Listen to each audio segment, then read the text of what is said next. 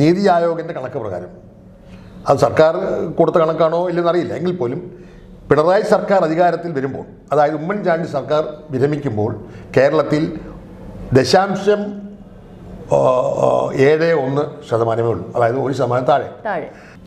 1965 ഭക്ഷ്യപ്രശ്നം രൂക്ഷമാണ്. അന്ന് ലാൽ ബഹദൂർ ശാസ്ത്രിയുടെ കാലത്ത് അന്നത്തെ ഗവൺമെൻറ് പ്രസിഡന്റ് ഭരണകാലത്ത് ഏർപ്പെടുത്തിയ സ്റ്റാറ്റ്യൂട്ടറി റേഷനിംഗ് ആണ് അല്പം ശാന്തി ഉണ്ടാക്കിയത്. രാജീവ് ഗാന്ധി ഭരിച്ചിരുന്നപ്പോൾ ബേക്കറി ഘടാവോ എന്ന ഒരു പദ്ധതി ഉണ്ടാക്കി, തൊഴിലില്ലാതാക്കുക. ആ പദ്ധതിയുടെ ഭാഗമായിട്ട് ഇവിടെ ധാരാളം ആൾക്ക് തൊഴിലില്ലായ്മ ഉണ്ട്. ഇപ്പോൾ പെൻഷൻ പദ്ധതിയെക്കുറിച്ചുള്ള പലരും പറയുന്നു. യഥാർത്ഥത്തിൽ പെൻഷൻ പദ്ധതി കൊണ്ടുവന്ന ആരാ? നമ്മുടെ ആർ ശങ്കർ മുഖ്യമന്ത്രി ആയിരുന്ന സമയത്താണ് ആദ്യമായി സാമൂഹ്യ പെൻഷൻ വന്നത്.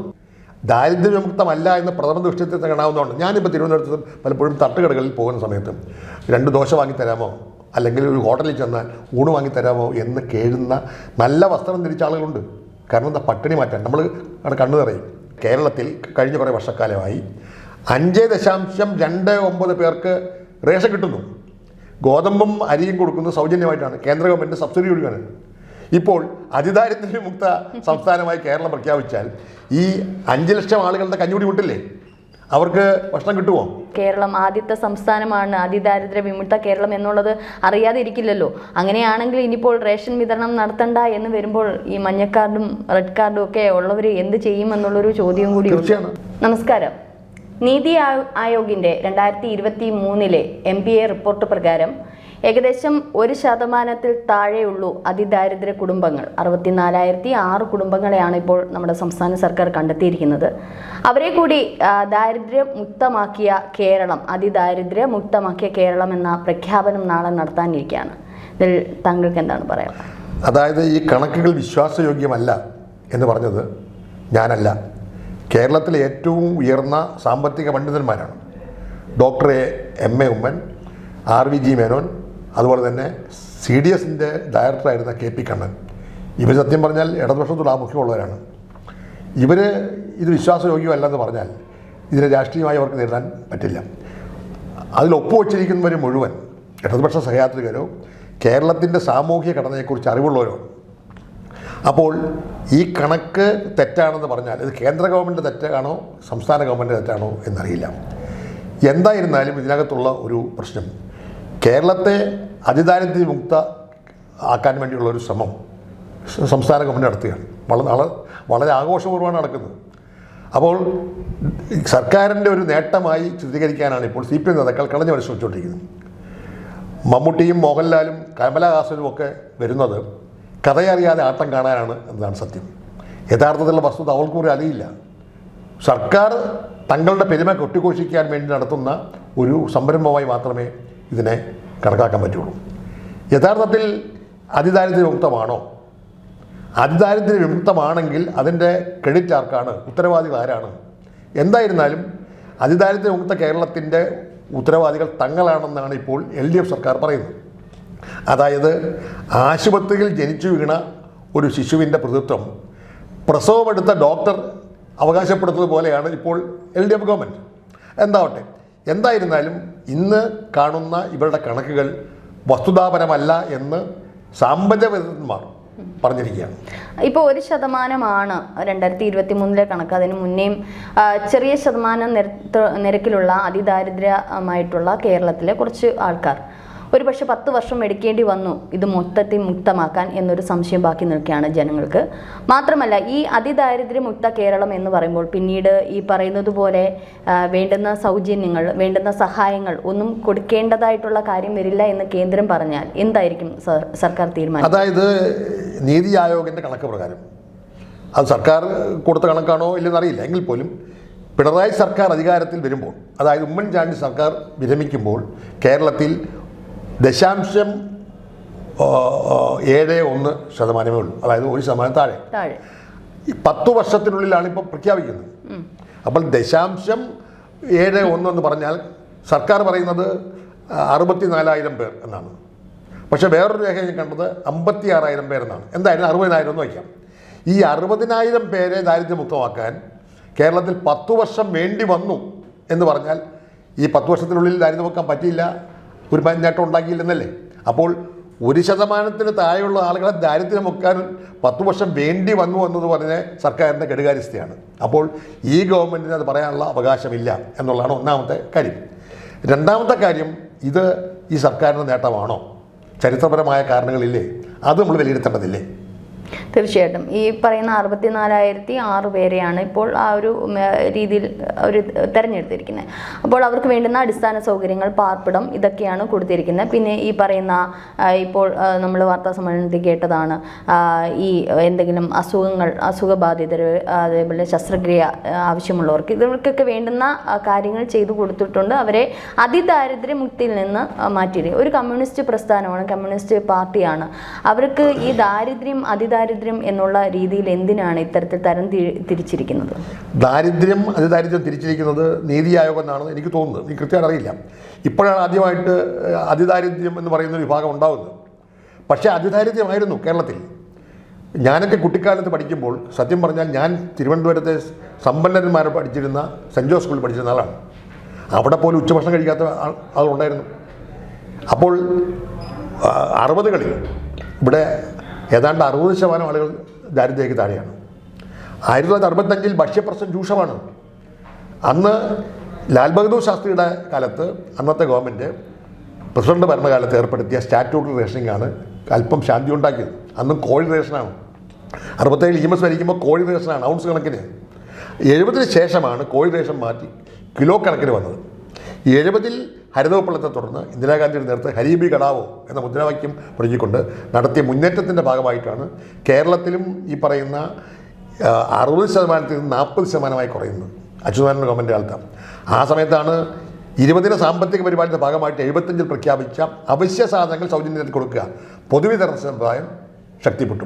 യഥാർത്ഥത്തിൽ അതാണ് ഈ ദാരിദ്ര്യ നിർമ്മാർജ്ജനത്തിൻ്റെ ആദ്യ ഘടകം. രണ്ടാമത്തെ ഘടകമായി ഞാൻ കാണുന്നത് 70കളിൽ ഒരു Gulf boom, money order economy. കേരളത്തിൻ്റെ മിക്കവാറും ശരാശരി വീടുകളിലെല്ലാം ഗൾഫ് പണം ഒഴുകി തുടങ്ങി.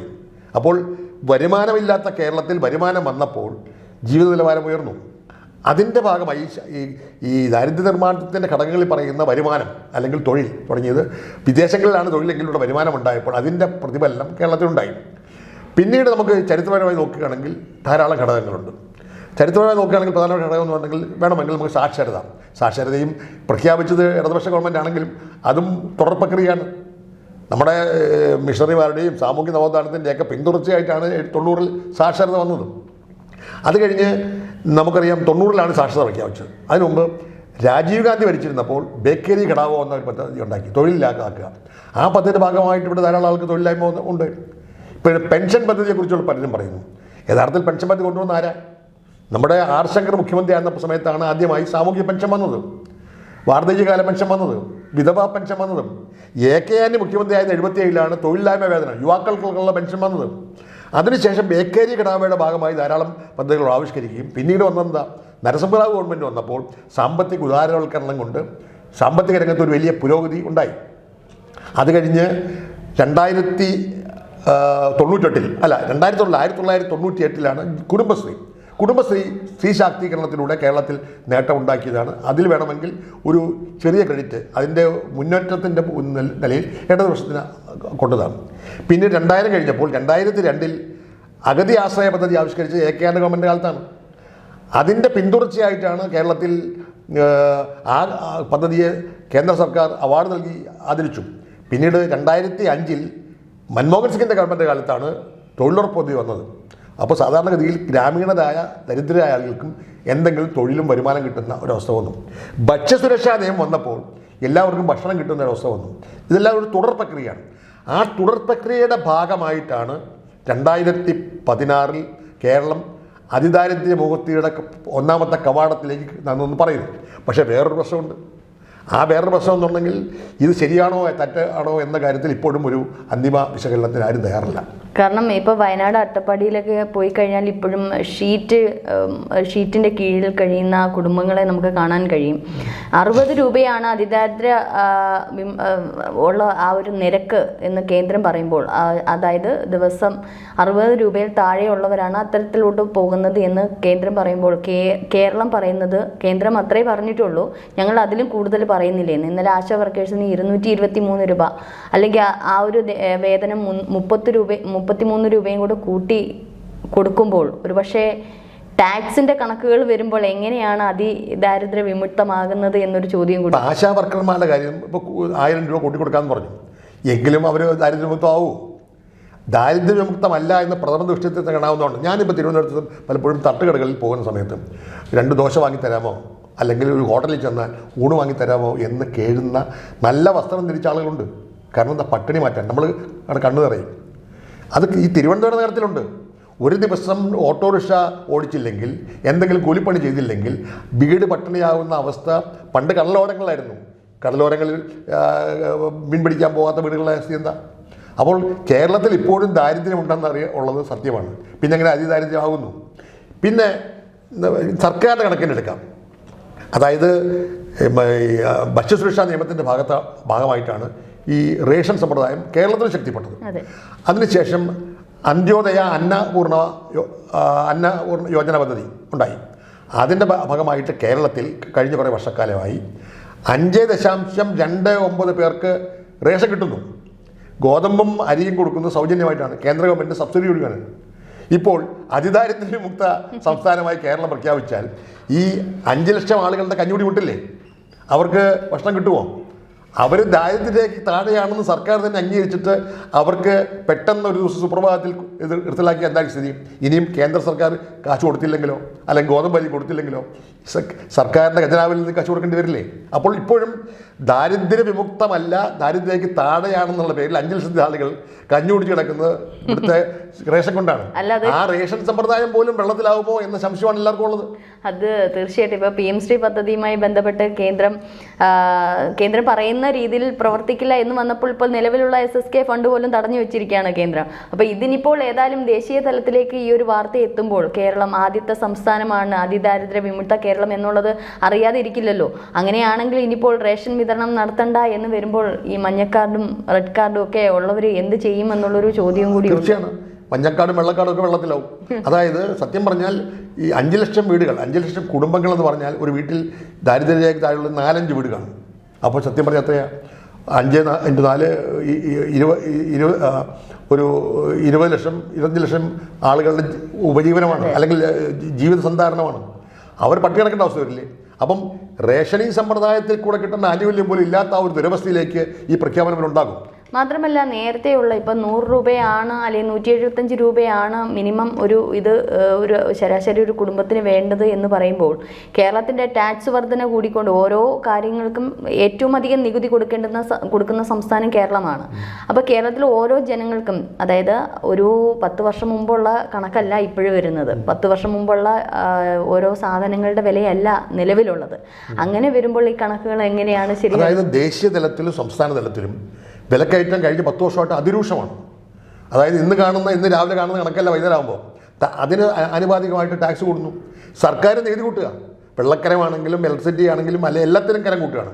അപ്പോൾ ജനങ്ങളെ GST എത്രയോ വലുതാണ്. അപ്പോൾ ജനങ്ങളെ പിരിഞ്ഞ് തന്നെയാണ് സർക്കാർ പോകുന്നത്. അതിൻ്റെ ഭാഗമായിട്ടാണ് ഈ പെൻഷനും ഈ സൗജന്യം കൊടുക്കുന്നത്. ചുരുക്കം പറഞ്ഞാൽ അതിദാരിദ്ര്യ വിമുക്ത പ്രഖ്യാപനത്തിലൂടെ സർക്കാർ ഖജനാവിൽ നിന്ന് കിട്ടേണ്ട ആനുകൂല്യങ്ങൾ പാവപ്പെട്ടവൻ്റെ പള്ളക്കടിക്കുന്ന അവസ്ഥയിലേക്ക് പോവുകയാണ്. അപ്പോൾ ചുരുക്കം പറഞ്ഞാൽ ദരിദ്രരായ ആളുകൾ കേരളത്തിലുണ്ട്, ധാരാളമുണ്ട്. അതാരാണെന്നുള്ളത് പറയാതെ അതിദാരിദ്ര്യ വിമുക്തമാണെന്ന് പറഞ്ഞു. ദാരിദ്ര്യം അനുഭവിക്കുന്ന ജനങ്ങൾ അതിദാരിദ്ര്യത്തിലേക്ക് പോയവരും ഉണ്ടല്ലോ. ഇപ്പോൾ ഈ ഒരു ടാക്സിന്റെ വർധനവ് കാരണം ആ കണക്കുകൾ പുറത്തു വരുന്നില്ലല്ലോ. ഇപ്പോൾ ഇപ്പോൾ എത്രയോ ജീവിതങ്ങൾ ചില കടക്കണിയിൽ അല്ലെ ചില മറ്റുള്ള സാഹചര്യങ്ങൾ കൊണ്ട് അതിദാരിദ്ര്യ അവസ്ഥയിലേക്ക് പോയവരുടെ കണക്കുകൾ എടുക്കുന്നില്ല. ഇത് MPയുടെ റിപ്പോർട്ട് പ്രകാരം 2023 0.55% ആൾക്കാരുടെ കണക്കുകൾ മാത്രമേ ഉള്ളൂ. പക്ഷേ ദാരിദ്ര്യം അനുഭവിക്കുന്നവർ എത്ര പേര് അതിദാരിദ്ര്യത്തിലോട്ട് പോയി എന്നുള്ള കണക്കുകൾ അതും ഉണ്ടല്ലോ. അത് അങ്ങനെയും ആകാലോ. അതായത് നമ്മൾ പലപ്പോഴും ദാരിദ്ര്യത്തിലേക്ക് താഴെയുള്ള കണക്ക് സെൻസസ് അനുസരിച്ചാണ്. ഇപ്പോൾ സെൻസസ് ആവാൻ പോകുന്നേ ഉള്ളൂ. പഴയ സെൻസസ് കണക്കാവാം. എങ്കിൽ പോലും ഈ കണക്കുകളുടെ കാര്യത്തിൽ എപ്പോഴും സെൻസസ് ആണെങ്കിൽ പോലും സംസ്ഥാന ഗവൺമെൻറ് കൊടുക്കുന്ന കണക്കല്ലേ. 10 വർഷമായി കേരളം ഭരിക്കുന്നത് ആരാ? LDF സർക്കാരില്ലേ. അപ്പോൾ LDF സർക്കാർ കൊടുക്കുന്ന കണക്കിൻ്റെ അടിസ്ഥാനത്തിൽ തന്നെയാണ് ഈ തീരുമാനങ്ങൾ വന്നിരിക്കുന്നത്. അപ്പം നമ്മൾ വസ്തുതാപരമായി നോക്കുമ്പോൾ LDF സർക്കാർ കള്ളക്കണക്കുകൾ കൊണ്ട് കേന്ദ്ര സർക്കാരിനെ ബോധ്യപ്പെടുത്താൻ ശ്രമിക്കുന്നു, അല്ലെങ്കിൽ കള്ളക്കണക്ക് കൊണ്ട് ജനങ്ങളുടെ കണ്ണിൽ പൊടിയിടാൻ ശ്രമിക്കുന്നു. എന്തായിരുന്നാലും കള്ളക്കണക്കുകളുടെ അടിസ്ഥാനത്തിലാണ് കേരളത്തെ അതിദാരിദ്ര്യ വിമുക്തമാക്കാൻ പോകുന്നതും തിരഞ്ഞെടുപ്പ് അടുത്തപ്പോൾ അതിൻ്റെ ഖ്യാതി നേടാൻ വേണ്ടി തങ്ങളെന്തോ വലിയ വിപ്ലവം സൃഷ്ടിച്ചു എന്ന് കാണിക്കാൻ വേണ്ടിയുള്ള ഒരു ഞാണിമ കളിയാണിത്. ഇത് ജനങ്ങൾ മനസ്സിലാക്കി ഈ കപട വിദ്യക്കെതിരെ പൊരുതും എന്ന് തന്നെയാണ് എൻ്റെ വിശ്വാസം. മറ്റൊരു സംശയം കൂടി, ലൈഫ് ലൈൻ പദ്ധതി വഴിയൊക്കെ നിരവധി വീടുകൾ ഇനിയും കിട്ടാനുള്ളവരുണ്ട്. എനിക്കൊന്ന് 10,000-കണക്കിന് ആൾക്കാർക്ക് ഇനിയും കിട്ടാനുണ്ട്. അത് കാത്തിരിക്കുന്നവരുണ്ട്, വീടില്ലാണ്ട് കാത്തിരിക്കുന്നു, തെരുവിൽ കിടന്ന് ഉറങ്ങുന്നവരുണ്ട്. ഞാൻ പറഞ്ഞതുപോലെ അട്ടപ്പാടി അങ്ങോട്ടൊക്കെ പോയി കഴിഞ്ഞാൽ ഒരു ഷീറ്റൊക്കെ ഇട്ട് അതിൻ്റെ താഴെ കിടക്കുന്ന ചില വ്ളോഗേഴ്സൊക്കെ അവർക്ക് വേണ്ടുന്ന സഹായമൊക്കെ ചെയ്യുന്ന ഞാനും സോഷ്യൽ മീഡിയയിലൂടെ കണ്ടിട്ടുണ്ട്. അപ്പോൾ ഇത്തരത്തിലുള്ളവരെയൊക്കെ പരിഗണിച്ചുകൊണ്ടാണോ ഈ കണക്കുകൾ എടുത്തതെന്നൊരു ചോദ്യം കൂടി. ലൈഫ് പദ്ധതി തുടങ്ങിയത് തന്നെ ഭവനരഹിതർക്ക് വേണ്ടി മാത്രമല്ല, ഭൂരഹിതരായ ഭരണർക്ക് വേണ്ടിയാണ്. ഇന്നും നഗരങ്ങളിൽ, തിരുവനന്തപുരം നഗരങ്ങളിൽ ഭൂരഹിതരായ ഭരണരഹിതരുണ്ട്. അവരിപ്പോഴും പല ചായ്പകളിലും അല്ലെങ്കിൽ കടത്തുന്നതിൽ കഴിയുന്ന ലക്ഷക്കണക്കിന് ആളുകളുണ്ട്. അവർക്കാർക്ക് വീട് കിട്ടിയിട്ടുണ്ടോ? ആ നഗരങ്ങളിൽ ഭൂരഹിതർക്ക് വേണ്ടിയുള്ള പദ്ധതി ഇപ്പോഴും പൊളിഞ്ഞിരിക്കുകയാണ്. ഒന്നാം പിണറായി സർക്കാരിൻ്റെ കാലത്ത് അത് ആക്ഷേപിച്ചു. ഞാൻ എൻ്റെ കോർഡിനേറ്റർ ആയിരുന്നു. അന്ന് ഏതാണ്ട് 2 ലക്ഷത്തോളം 40 ലക്ഷത്തോളം പേരെ ഗുണഭോക്താക്കൾക്ക് വന്നു.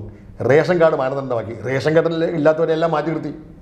ആ മാനദണ്ഡം അനുസരിച്ച് ഏതാണ്ട് ഒരു 3 ലക്ഷത്തോളം പേർക്ക് വീട് കിട്ടി. സത്യമാണ്.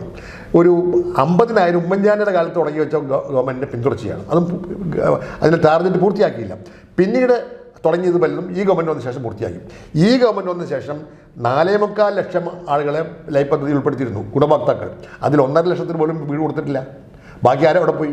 അപ്പോൾ ചുരുക്കം പറഞ്ഞാൽ വീടില്ലാത്ത, റേഷൻ കാർഡില്ലാത്ത നിരവധി ആളുകൾ, ഒരു 4 ലക്ഷം ആളുകൾ ഇപ്പോഴും ഭവനരഹിതരായി കഴിയുന്നു.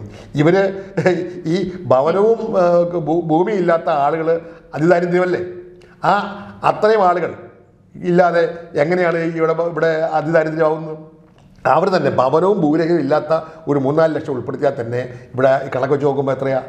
ഇനി അതുമാത്രമല്ല, അഗതികളായിട്ട് വന്നവരുണ്ട്. അതായത് അന്യ സംസ്ഥാനങ്ങളിൽ ഇവിടെ വന്ന് കേരളത്തിൽ വന്ന് ഇവിടുത്തെ സാഹചര്യവുമായി നിന്ന് വർഷങ്ങളോളം താമസിച്ച് ഇവിടെ വോട്ടേഴ്സ് ID കാർഡ് ഉൾപ്പെടെ വാങ്ങിയെടുത്ത കുറേ ആൾക്കാരുണ്ട്. അത് കേരളത്തിൽ സ്ഥിരതാമസം. അല്ല, അഗതികൾ എന്ന് പറഞ്ഞിട്ടുണ്ടെങ്കിൽ അനാഥരായ ആളുകൾ കുറേയുണ്ട്. നമ്മുടെ വാർദ്ധക്യ സദനങ്ങൾ, സർക്കാരിൻ്റെ വാർദ്ധക്യ സദനങ്ങളുണ്ട്, സാമൂഹ്യ സംഘടനകളുടെ വാർദ്ധക്യ സംഘടന. അവിടെ എത്ര ലക്ഷമുണ്ട്? അവരതിദാരിദ്ര്യമല്ലേ? ഒന്നും വേണ്ട, നമ്മുടെ അതിഥി തൊഴിലാളികൾ എന്ന് പറയുന്ന ആളുകളുണ്ട്. അവരതിനിപ്പോൾ കേരളത്തിലെ പൗരന്മാരെ അംഗീകരിച്ചുകൊണ്ടോ ഇല്ലെന്ന് എനിക്കറിയില്ല. എങ്കിൽ പോലും കുറേ ആളുകൾ കേരളത്തിലെ പൗരന്മാരാണ്. അവർക്ക് വീടില്ല, അവർക്ക് ആശ്രയമില്ല. അവരും മുഴുവൻ സമയം ജോലി ചെയ്യുന്നവരല്ല. അപ്പോൾ ചുരുക്കം പറഞ്ഞാൽ മുഴുവൻ സമയം സ്ഥിരമായി വരുമാനമില്ലാത്ത ലക്ഷക്കണക്കിനുള്ള കേരളത്തിൽ, ഇപ്പോഴും കൊടിയ പട്ടിണി നിലകൊള്ളുന്ന കേരളത്തിൽ അതിദാരിദ്ര്യ വിമുക്തി നേടിയെന്ന് പറയുന്നത് ശുദ്ധമായ തട്ടിപ്പാണ് എന്ന് പറയാൻ ആഗ്രഹിക്കുന്നു. തീർച്ചയായിട്ടും ഏത് കണക്കുകളുടെ അടിസ്ഥാനത്തിലാണ് ഇത്തരത്തിലുള്ള പ്രഖ്യാപനം നാളെ നടത്താനിരിക്കുന്നത് എന്നുള്ളത് അറിയില്ല. ഏതായാലും നവംബർ 1 കേരള പിറവിയോടെ നല്ലൊരു പിറവി കാണുന്ന ജനങ്ങൾ, അല്ലെങ്കിൽ കേരളം അതിദാരിദ്ര്യ വിമുക്തമാകണമെന്ന് തന്നെയാണ് നമ്മളും ആഗ്രഹിക്കുന്നത്. പക്ഷേ എന്ന് വന്നാലും ജീവിത സാഹചര്യങ്ങൾ അല്ലെങ്കിൽ ഈ പറയുന്ന വിലക്കയറ്റങ്ങളൊക്കെ കൊണ്ട് ദാരിദ്ര്യ മേഖലയിലുള്ളവർ പോലും അതിദാരിദ്ര്യ മേഖലയിലേക്ക് പോകുമ്പോൾ 2023 വെറും ഒരു കണക്ക് പ്രകാരം എങ്ങനെയാണ് ആ ഒരു വിമുക്ത കേരളമാകുന്നത് എന്നുള്ളത് നമുക്ക് കണ്ടു തന്നെ അറിയാം.